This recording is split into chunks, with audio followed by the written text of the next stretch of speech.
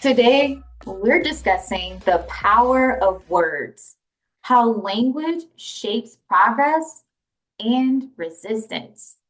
Because language is more than communication, it's a blueprint for change.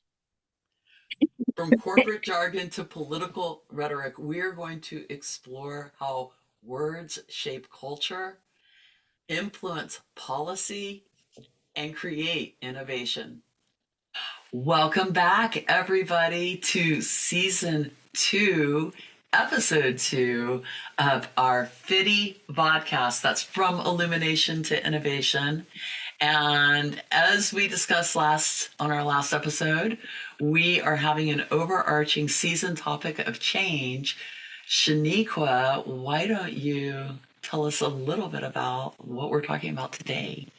Yeah, so I'm your co-host, Shaniqua Brown, and today we're talking about words, how our language shapes our culture, our political arena, even at work. So we're gonna take this grand topic and attempt to distill it in about a 45-minute episode here. We're going to But do our best. because it was so much. I know we were talking as we were preparing for this episode, like all the research we were doing independently. So I'm so excited to learn more about like what you discovered as I was going down the Google Scholar and random pop culture sites. I realized there was so much more that if we had it a month, I still don't think I would be able to write a paper about language and change. I mean, to be realistic, we could have literally made that the series arch topic and had a different topic every single week, because it is that big of a discussion for real. And everything from, the political rhetoric, corporate jargon to how are emojis working for people these days? And does anybody really understand what they mean? Oh my gosh, I saw this party game that like required you to send how you're feeling using 5 emojis like in a text, and the other person is supposed to like understand it. So emojis, that is an evolving language. But It absolutely it is. And as a Gen Xer, I have to like look it up and keep up with it regularly, or I get myself in trouble. Oh my God, it's happened. well, Stephanie, let's begin, this let's begin with this segment of like, the big picture. Why does language matter when it comes to change? In your opinion, do you have an idea of like why it Ah. matters to you? Well, I mean, I think that language is so crucial to our ability to understand one another. And it changes honestly so rapidly. And we can talk about from like generation to generation, but even in the idea, when we talk about corporate jargon or like, it's almost like there's languages that live within languages, and so just like within work, you could go from one industry to another, and the corporate jargon within the industry might seem like a foreign language to you. You're having to like really, and so to me, it's crucial for us to be always examining language and always just really trying to understand it, because it's our capacity to understand and communicate with it. It's at the root of our capacity to do that and understand and communicate with each other. What about you? Well, I was going to use like when I was thinking about language, my thought was being raised like Southern Baptist, and I think you may know what I'm going to say. Like there's life and death in the power of your tongue.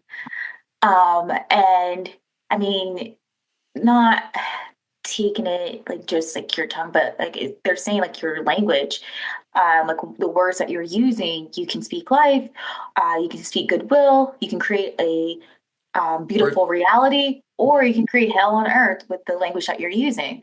And while I was looking into this, I felt like, all that those years of church was worthwhile, especially with that little lesson. it's an Because I important think lesson. It's a great lesson, It right? is. It's Um, I would say it as words are spells, and mhm, we create what we're manifesting with our words. And my favorite example of this is the person who says, "Oh my God, I don't have enough time. I never have enough time." And I'm like, "Guess what? You're manifesting not mhm, enough time." right. Because you're just saying it over and over. You're like reinforcing it psychologically. And so that's sort of the base lesson of what you were taught was like what you're saying, you're reinforcing, Right. like, and so that's what you're saying, what you believe.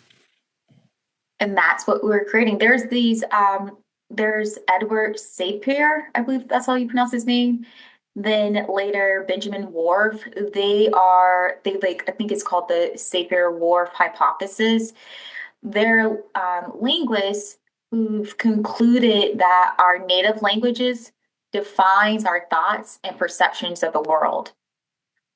Isn't that quite fascinating? So it's like that's like, confirmation of like what we've been told in various facets, whether words or spells, the power of your, life or death, it lies in the tongue, or that like your native language really defines our thoughts and perception of the world. And essentially what I've gathered from that is like how we like the selection of our words frames our reality. So they Mm-hmm. are really big on like framing Mm-hmm. um, as like being an important aspect, like the words that you use frame like your thoughts and then your perception around you. I was what immediately came to mind while you were describing that is the difference between being raised in a fear-based family versus a love-based family and the language that gets used in those family systems. Hmm. And it's not that there's no love in a fear-based family, but in the context of living in a fear-based family system, you're sort of conditioned around the language of fear.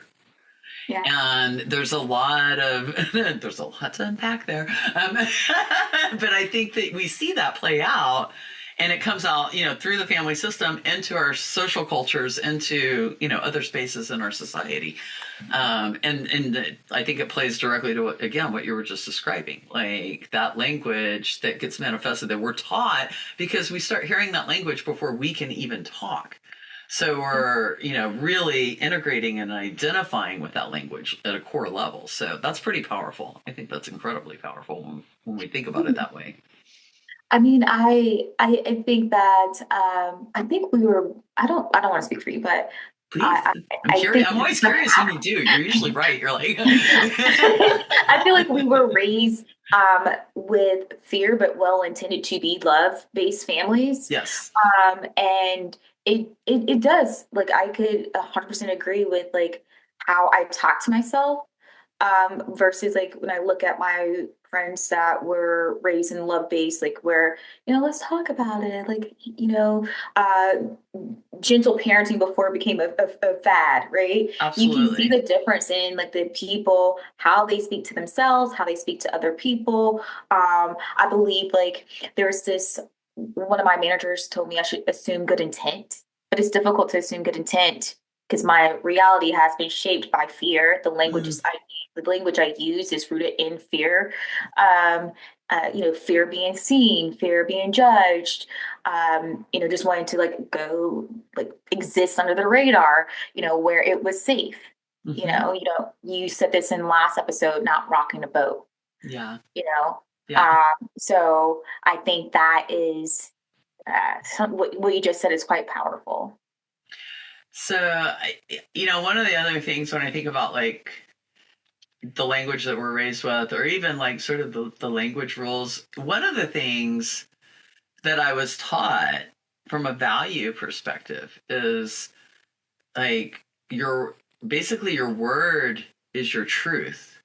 And Mhm. so sort of say what you do what you say. That was just sort of like a core, and that kind of aligns too with the manifestation aspect of things, in terms of if you can align that value around being extremely, I think to me, what I took is be extremely intentional with your words and don't make commitments, for example, that you're not able to keep, or don't, sort of put yourself out there in a way that is inauthentic, right? That is not something you can sustain.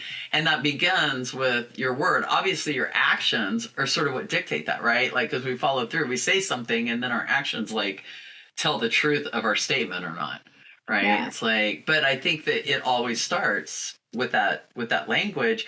And it also, something that I'm gonna like throw a wrench into our show right now. All of a sudden, like, we didn't even talk about body language.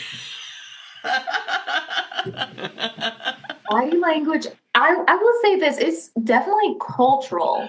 Um, and I could only speak from like my perspective, but like what I've been seeing like on social media about like body language, I think people who are born into like more of this like worldish or oyster type of families. Like they are out in the world, see me, I'm here, I'm going directly for who I want to go to. And there's other cultures that are more reserved.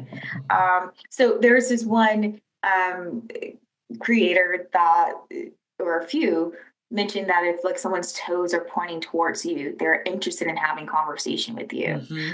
Um, so I guess I have to like honestly like watch myself if I'm doing that subconsciously or if I am still a wallflower when I'm networking. I do. I definitely pay attention to and notice body language, sometimes less my own. Self awareness, we are always striving. Well, why do you think like this conversation is important, like as far as language in culture or language in a culture? Because, as we've discussed with the entire topic arc of change, change brings change. And we see even the most basic words right now, I think words that shouldn't be controversial are. Sometimes words that should be aren't. There's like it's sort of like we're seeing a lot of flux with our language right now, and then I think there's also the context of, are we stuck in language? We live in a country that really promotes a single language focus, a monolinguistic with speaking primarily English, where most other countries and societies are multilingual. But I'm like, it's not, the word isn't linguistic. It's there's another word for it, and I forgot the word for multiple languages, y'all. Um, Polyglot, polyglot. Thank you. Like we don't know it because they only teach us one. Okay. We only get English. They don't even teach us the extra word. Okay, no, I'm teasing. But my point, it's like also, what that does, what that limits, and if it allows for anything, which I think it's challenging to argue that it allows for a lot, to only be, sort of Molly. No Mollies. We're not doing Mollies. Okay. I'm sorry. I did watch White Lotus last night, so I'm a little like. I haven't seen the new season. Okay. So. It's okay. We don't have to digress. It would be a digression. But even White Lotus is a really interesting example because it's taking place in a cross-cultural environment, and language is kind of a big deal in the way that it's presented because you have, this particular season was in Thailand. And so you have Americans who are coming in and, they only speak English, and they have even an incredibly limited cultural view. But one of the cool things that I thought was really interesting about the way they brought language to the forefront of that show was whenever the Thai people were speaking, they would speak in Thai language and they would put English subtitles on the screen. But behind the English subtitles, they would put like light opacity subtitle in Thai character, in Thai language. And so it was a really cool like integration of like, yeah, we're showing people who can't speak this language what they're saying in English, but we're also re-emphasizing the fact that this is another language. This is its entire, culture and community set. And so I think things like that stand out to me when I think about why language is so important. The more, again, it goes back to the more we can relate to and understand each other, I think the stronger we are culturally. and Yeah. we're limited or, sort of diminished when we don't have that opportunity to sort of connect broadly. Like that's my opinion about that, why it's so important. Well, I I think so. Thank you for sharing that. Like I And went off on the tangent. I didn't mean to, but no, no, you did not go on a tangent. I was following this. oh, thank you. It Thank you. was a nice path forward to bring us here. Did you know that there are 7,000 languages spoken around the world? I mean, some of That's them a are lot. on the brink of extinction, and there's about 90% of the people who 90% of these people speak one of the top 100 languages. That's amazing, actually. And Papa or Pa Papa Papua New Guinea, Hmm. they are the most linguistically diverse countries with over in the world. They have over 800 languages spoken, and their population is like north of 10 million. There was Wow. different numbers like 10 million, 11 million, 17 million. So I'm going to say, Yeah, but still, that's pretty yeah, phenomenal. 800 languages Yeah, that's pretty spoken there. phenomenal. And are the bulk of those 800 indigenous to that region? That's Mm-hmm.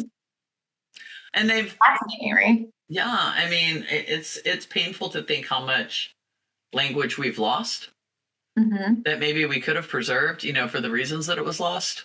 Not always good. Um, it's like there's a lot of cultural wisdom, and that's I think an interesting thing too. Language expresses a lot about what a culture values. Mm-hmm. Like we were talking, I think I described to you like I was doing some research around this, like a culture that, for example, maybe values hunting a lot is going to have a whole bunch of different words to use about the processes of hunting and what you hunt and tools that you hunt with and all of these different things that are related to that.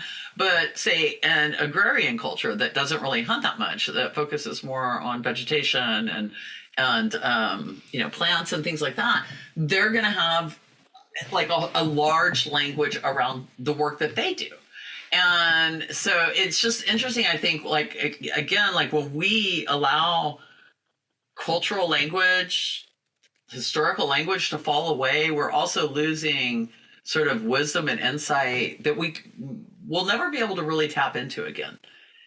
Because the observations that were made by those peoples, by those groups, and we're so far beyond that socially in the way that we have restructured our entire world, that those observations are precious.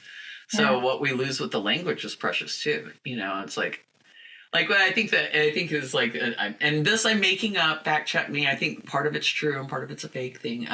But like I think like the Inuits have like 27 words for snow or something like that. I'm making up the 27 number. It's a lot. It's like 9 or 14 or 1,000. I don't know, but they have a lot of words for snow, and we have just like snow. Okay, like in Texas, we just have like, wow, look, it snowed. Okay, we don't like in. I'm pretty sure in Iowa they probably have like 9 words for snow. Okay, like more, but like this is my point. Or words to describe You it. have what you need, right? You have what you need in that sense. And so I think that that's interesting. Yeah, and so Rita Mae Brown, she's an author. I can't recall off the top of my head like what book she's written, but she would agree with you. She says she was once quoted to say that language is the roadmap of a culture. And if you listen closely enough to the culture's language, you can determine like where they've come from and where they're going. And I think that here in the US, we're experiencing a shift of sorts, a transition, um, where you can see, like, words that were once positive being deemed as insults or negative. And now we're making that transition or we're at a fork in the road to a transitional period. Well, I mean, I don't want to dive into anything political, and this may be something that we could put a pin on. But taking from what you're saying, and just the simple words of conservative and liberal, Mhm. which have very real meanings, and neither one are bad. If you look up the definition for conservative and if you look up the definition for liberal, these are not bad words.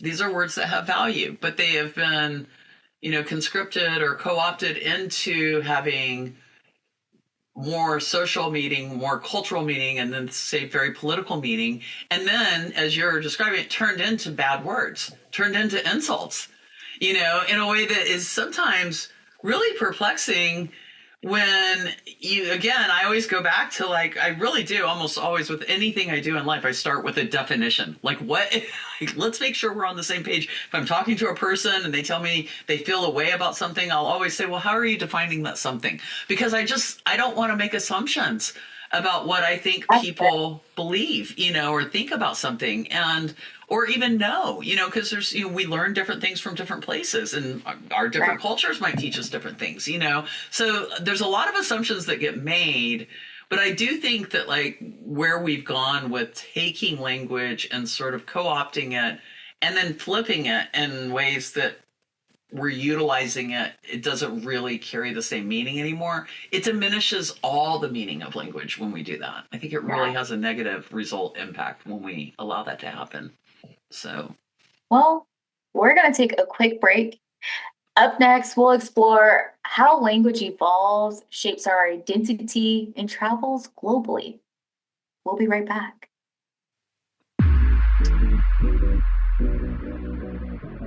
And we are back with our next segment where we are examining the evolution of language and change in our culture and business and society as a whole. And we wanted to come back to this segment and get a little bit personal and a little bit collaborative. And we thought that this would be a good time to involve a AI collaborator. And we asked AI if it would come up with some questions for us to examine and explore on our podcast. So, Shaniqua, do you want to kick us off with our first AI question for us to talk about? Oh shoot, I have to find it. Okay, so the first question. What does the evolution of language reveal about the evolution of culture and consciousness? I have so many thoughts on this, but I actually am curious what you think first. I know you asked the question, but now I'm like turning it back. Yeah, I mean, I think this is just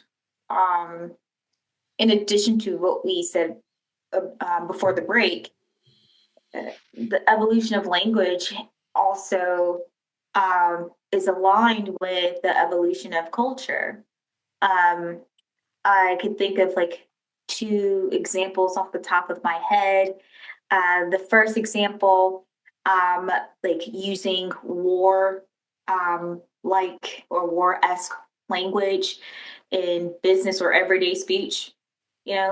I heard like you and my other business colleagues or contacts that are looking to transition out of using such language because it's kind of like not necessary. Or we were talking about this again, the term woke. I enjoy some neo soul music, and Erica Badu has been singing about woke forever. And when she sung about woke, it was like spiritual awakening. Opening your third eye, being awakened. Absolutely. And in the last, I don't know, 5 years, it's become an insult. It's become like, depending upon who is saying it, I've never, honestly, I don't understand why, how it has become so demonized because, like, when you're awake, that's when you're living. So I guess that's what I'm confused by. But I think it's one of my favorite question responses when somebody references woke. And again, I find curiosity to be a really good approach to almost anything. And I will often say, oh, well, what do you mean by woke? And then they'll describe whatever it is they mean. And then I will say, well, what's the opposite of that? And I think that it creates challenges, like to truly, like, again, when you dig into these words and you start really making people examine what they're actually saying when they say something, it becomes harder to do when to create that accountability to no, this word actually does have a meaning. Like, yeah, it's evolved within our society in different ways, but it still has a root. But then again, we see, there are words, the word that comes to mind, and again, please fact check me. I'm like, I was raised in a Southern Baptist family, and definitely was very spiritually Christian for a good part of my life. And one of the things that I remember language wise was the word abomination, and it having a different meaning in the Bible, like when it was originally utilized, when it was originally interpreted, and then the way that that word's been extrapolated over time to mean what it means now. And basically, I think that that's an example where we see, how words literally do change their meaning over time. They become something actually different. But I think the speed that that happens is is incredibly fast now, and especially when we bring in things like emojis as language or symbols as language, like we are interpreting massive amounts of content rapidly, and a whole set of emojis can come out, and then they can be assigned meanings by different groups of people, and if you don't really understand the meanings of those emojis, you could be expressing things very offensive or very embarrassing or very who knows what without even being aware. And it's when you cross over into communicating with others, right? So maybe among like your tight knit group, the eggplant emoji may mean cooking dinner, We're maybe confident that the eggplant emoji has transcended into universal meaning. at this point, right? But like my parents have sent me like emoji like when they're like cooking dinner. They have not yet, like I know, I'm teasing. I'm recently. teasing. But like when Yeah. you're cross pollinating with other generations, groups, um, work acquaintances, like people outside, like in different circles of influence, like that's when you have to figure out the universal language, or you're learning from one another. And I think that's the beauty of language overall. Like there's multiple ways to communicate, and it allows us to continue to learn and evolve out and expand our perception of reality. I agree with that. I love learning how to, like how learning from people how to communicate with them better. Mhm. Because to me, it only improves my skills and abilities to be able to be more expansive that way, instead of being really limited and like, no, you have to communicate with me this way, and if you're not going to do that, then we can't talk or understand each other. And that's and I know plenty of people that are like that, that are very just sort of shut off in the way that they look at language and communication in just a very narrow lane, so to speak. And some of that is very fear based. Some of it is fear based in terms of, like, I think shame and ignorance of what they do and don't know. And some of it is fear based in terms of, again, holding on to something or claiming something, claiming ownership over something, which I think Mhm. is also relevant and important to examine in our society, like who owns what words, and who gets, who gets to decide in that sense. You know what I think is like the biggest gag in American history? Okay, this is like I'm being hysterical or dramatic here, but language wise, is the notion that only like minority groups are code switching. Because if you're from the South, everyone is like code switching, right? And technically, people even from like up north, because we're most of us are trying to achieve that transatlantic like accent or whatever is Let's tell new. our audience really quick, what does code switching mean? Oh, well, I'm not a dictionary, but what I believe it is um, you may have a typical dialect at home. You're speaking English still, but the dialect may be a little looser around grammar, even around how you enunciate or pronounce the words, and even how you structure your sentences. Mm-hmm. It may look different at home than in the workplace or at Mm, school, so you can be absolutely. socially accepted. Like I say, well, I do say fuck pretty freely in general, but I say it a lot more at home and around my friends. That's a code switch. But I kind of say it everywhere. I'm sorry. Maybe I don't code switch, actually. I, Teasing. I've I'm teasing. been I've been code switching so much. I don't know if you feel like this, but I've been code switching so much. I mean, I can hear it slowly coming out, but unless I'm around my family or friends from back home, I don't fall into it. Like it's not pronounced, but it comes and goes. Yeah.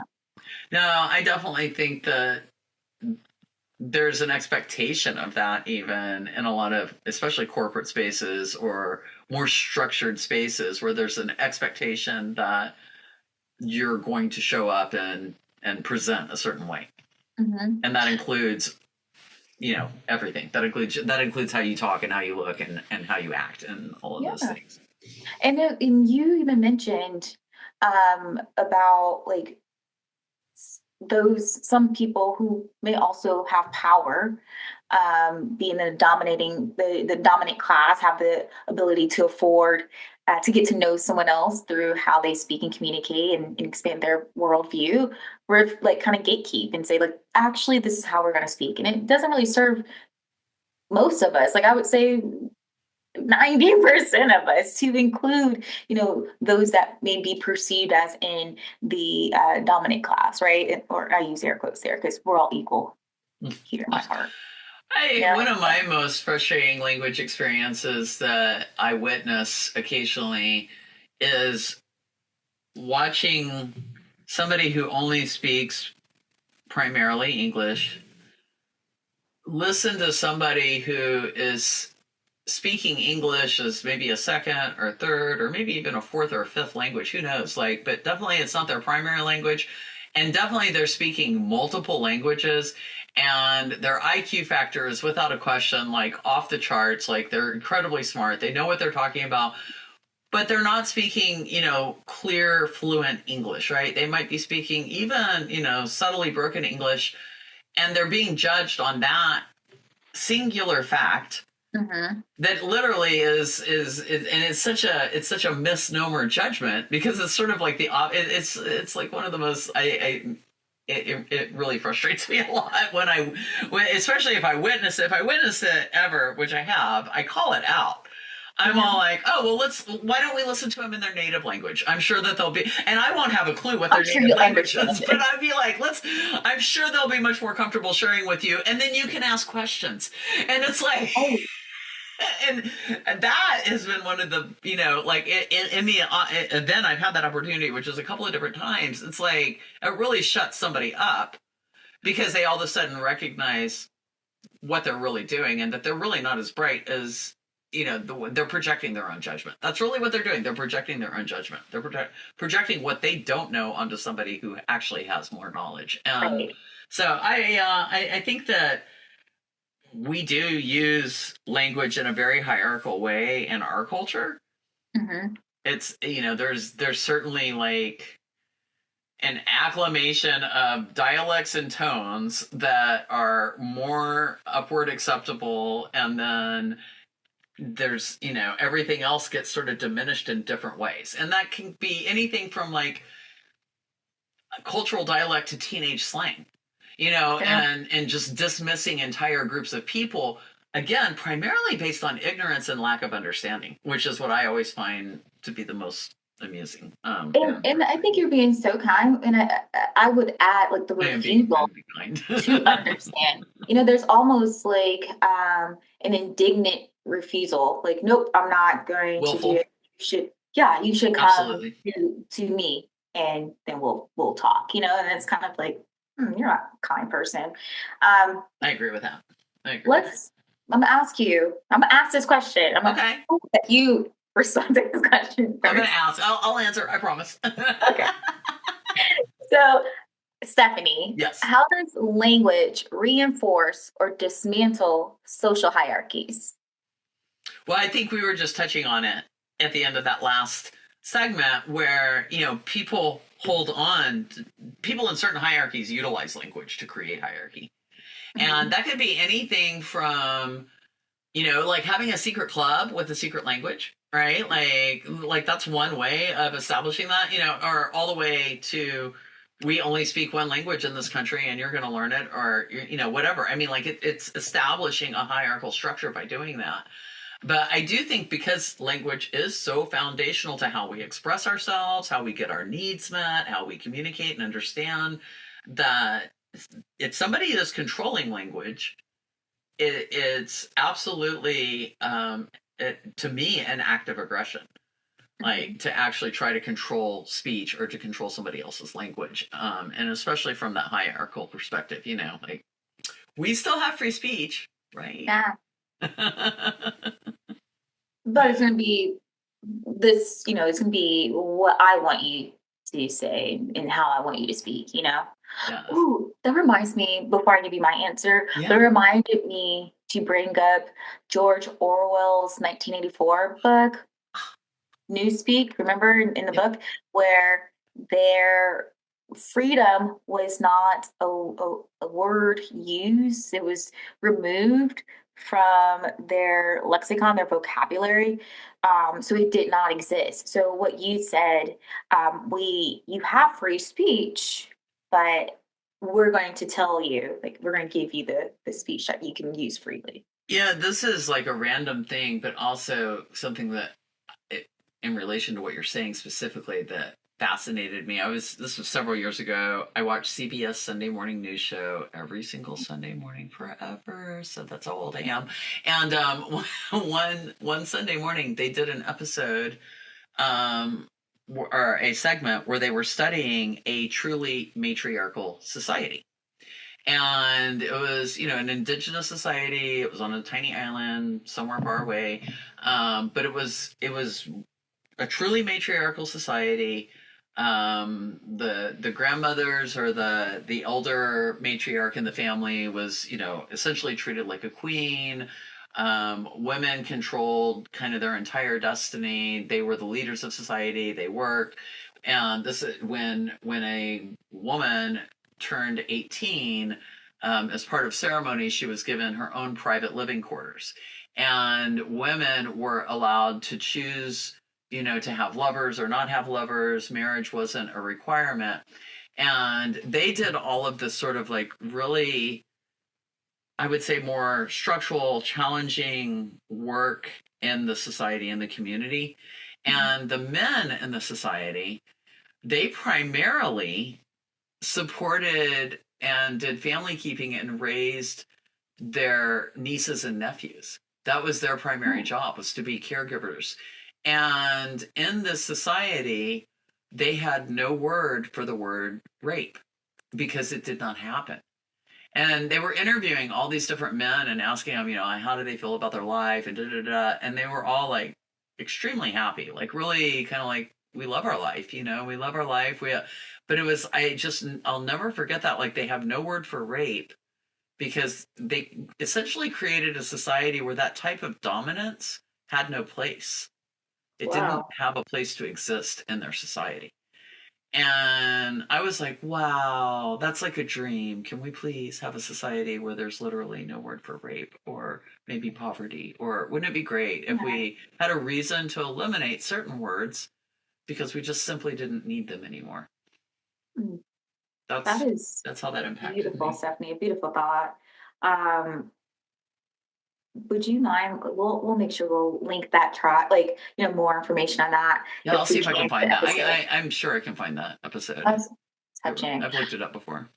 Before we go to our last question, I do want to talk about, like, share my response. Yes. Um, and it is really like, how does it reinforce or dismantle social hierarchies? Well, I think about my like own experience with African American vernacular English, where it was perceived as like non-professional, you're illiterate if you speak this language. But I, you know, after research or learning more about Sapir and Worf's work, it Mhm. made me think about AAVE in a different light. Um, some may not be aware that AAVE emerged from trafficked and inspired. Really quick, tell them what AAVE means. It's African American Vernacular English, Perfect. AAVE.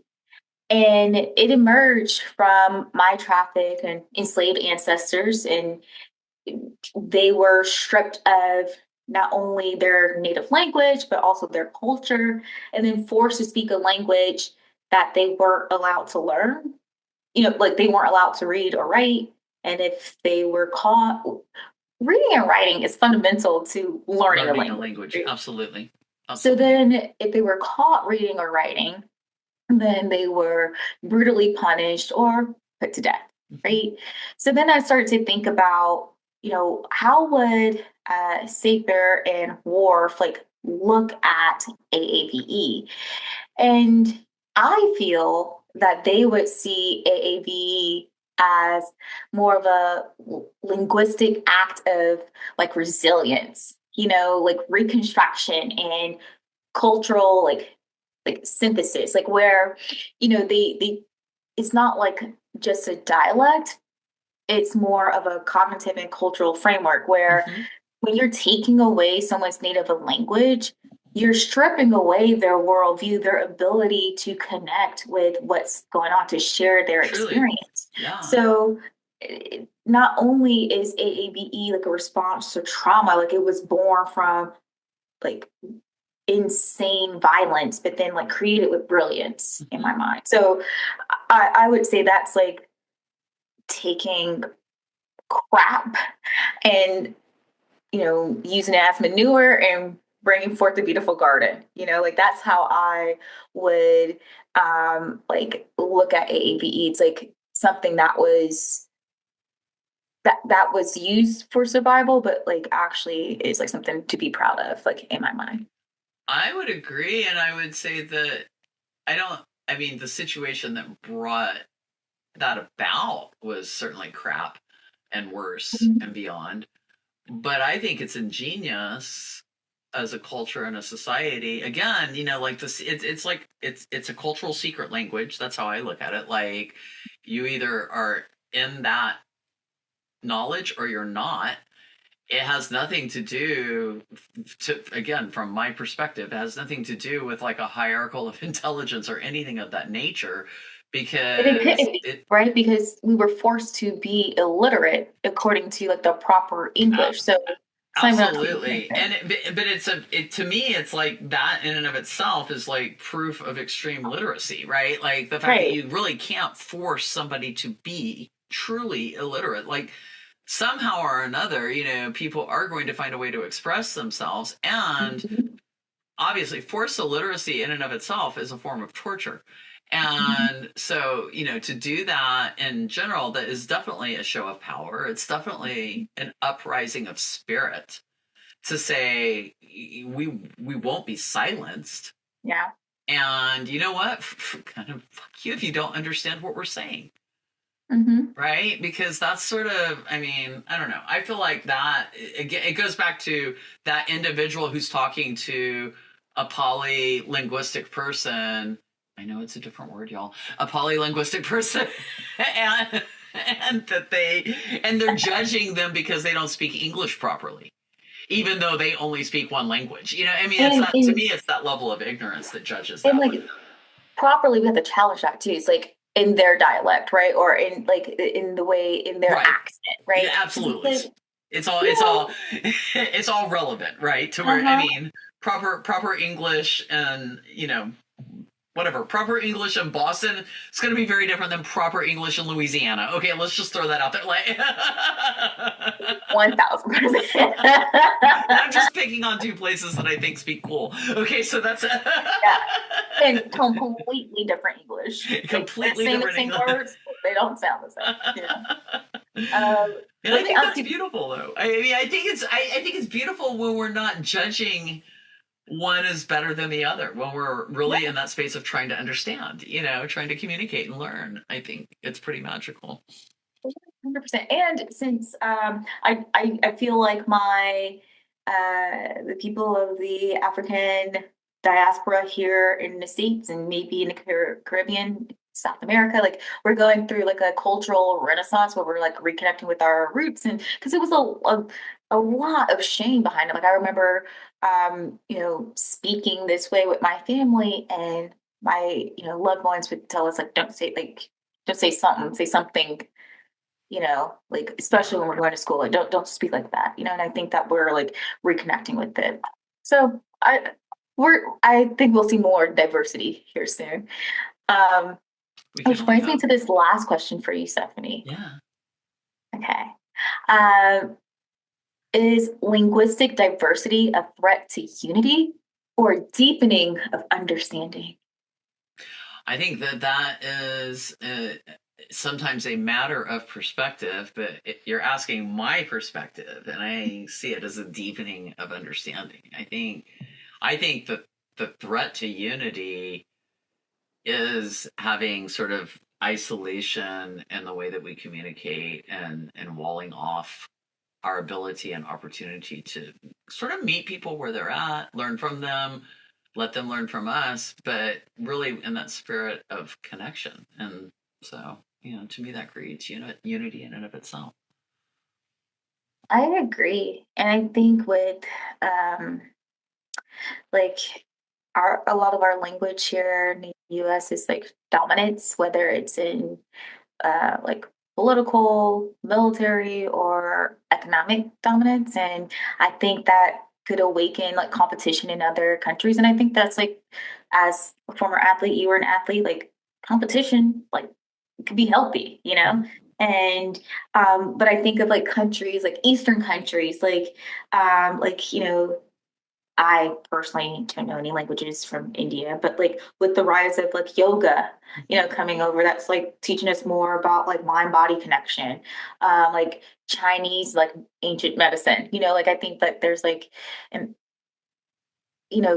we're allowed to share more with our willingness to um, understand someone else's language and partake. I studied yoga, and I studied Kundalini in particular. And one of the aspects that I really appreciated about that study in particular was that they taught us a lot of Sanskrit, and it was, and they, yeah, I feel like I went through a really strong program that cared a lot about the culture that it was teaching from. And so it spent a lot of time on the history of the culture, and it really used the appropriate terminology, and the expectation was that we would know and understand all of that. And to me, it enriched everything I was learning. It made it stronger. It made it, and even to this day, which I don't like, don't practice as much as I should. I don't all my, but I use a lot of it. I use a lot of that wisdom and a lot of that knowledge that I learned. And when I am talking to somebody who is Sikh or even Hindu, or from that culture in general, and I say something that's very referential to their culture that would only be, like the average person might not make that comment, or use that phrasing or something like that. It's like a lot. You see it, like they light up, like because they feel seen.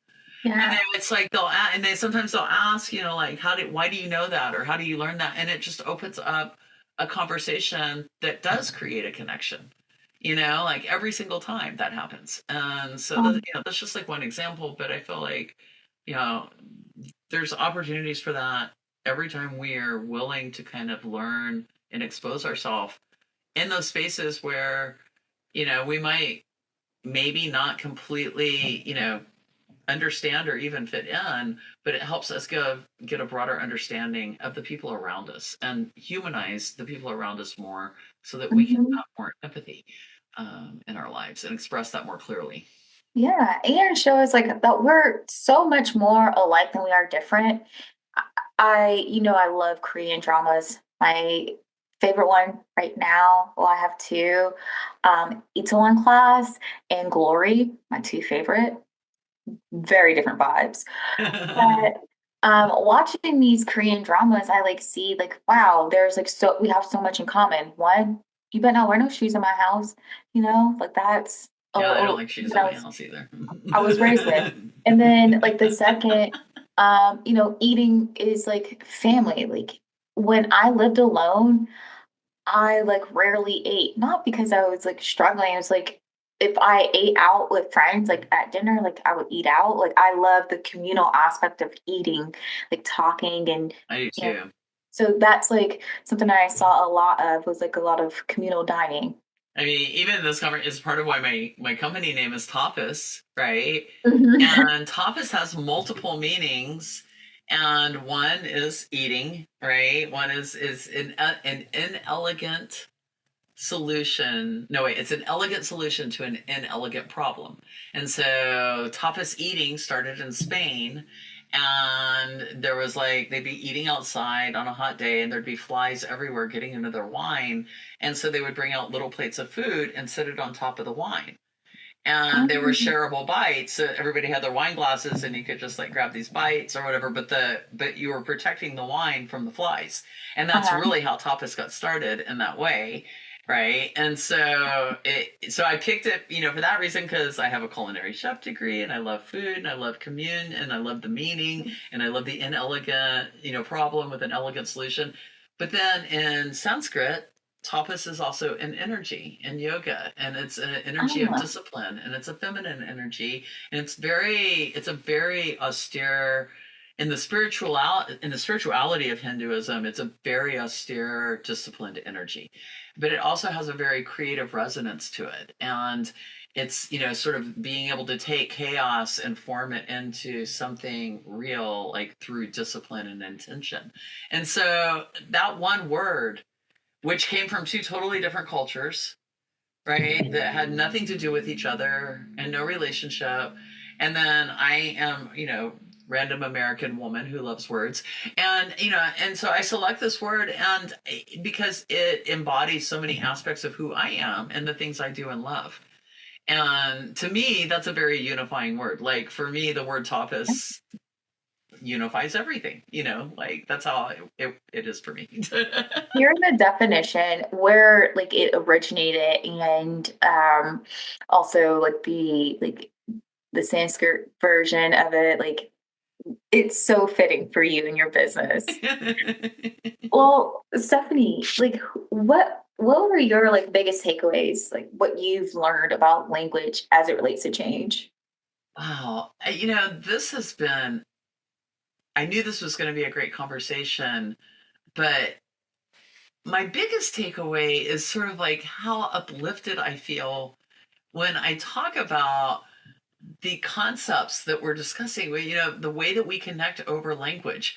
And, just like listening to your point of view and your experiences within your culture, and, examining, you brought up the George Orwell, which I think that could be a whole show segment on its own, in terms of double speak and how, propaganda works and things like that. And so, it's like for me, my biggest takeaway is there's so much more here to examine and explore. Like we're just barely scratching the surface of something that's incredibly fascinating. We may have to do a follow up on this. I think we must. And I'd say my takeaways would be that what I found to be just so like reassuring is that like language does more than just describe, the world. It like it builds it. Yes. And framing, naming, storytelling, it's all like influential in like our culture, our behavior, our like powers that be. Um, I do want to leave you with a question that left me like a little, like, I don't know, perplexed myself. Okay. Um, what language do you think babies think in before they can speak? I think That's, that babies think in emotions. uh-huh, So I think that they are really driven by their feelings and their needs.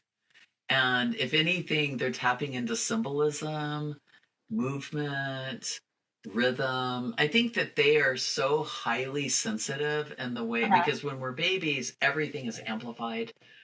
We sort of get dulled as we age. And so I really believe they're so sensitive that they have more than just language available to them.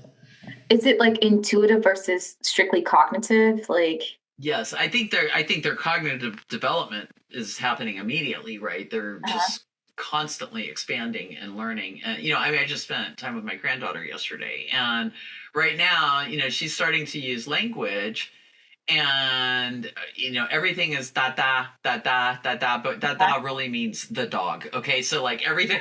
Everything is da da, but if there's a dog, it's da da da da, and so we know that da da means a dog. Okay, and sometimes, and this is one of my favorite things. She's one. She just turned one last month, and she will be primarily when she's like speaking with intention. She's doing the da da, and she's got a couple of other words that she'll use. But sometimes she will just go off on like this little gibberish of like da ba da da da ba da da da ba da da, and I'm like, what is she saying? What is she saying?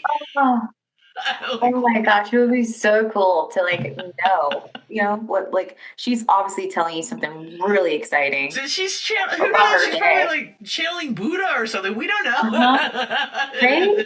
She's like, How incredible. I find it like just so beautiful, like watching like kids like evolve and like watching them explore and like new it's things. like watching magic happen right before your eyes. That is Oh, really how and I felt like it's not just because she's my granddaughter. I feel this way about kids in general.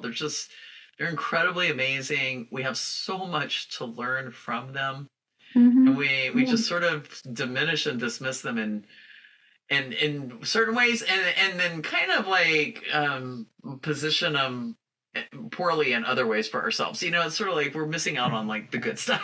I have a lot to say on that, but we'll save that for another No, episode. that's now we're getting into a different topic. I Yeah. do just want to do a shout out. If there are any linguists who have made it to the end of this podcast and you would like to come back for an interview on this topic, we would love it if you'd reach out to us. Or if you know a linguist, let them know how awesome we are. And also, like, if I'm curious about what word or phrase that you feel has been overused, and whether it's in, like just overused, and you want to get What rid are of you it. tired of hearing? What Yeah, phrase are you tired of hearing right now? Drop it in the share it in comments. the comments. Yeah. And We'll add ours too. oh yeah, I have a list. And if you like this episode, be sure to subscribe so you can stay up to date with season 2, The Architecture of Change. And be sure to share this episode with your favorite linguist and your friends. Yeah, share it with And all the cool people. and stay tuned for more from illumination to innovation. Bye, y'all.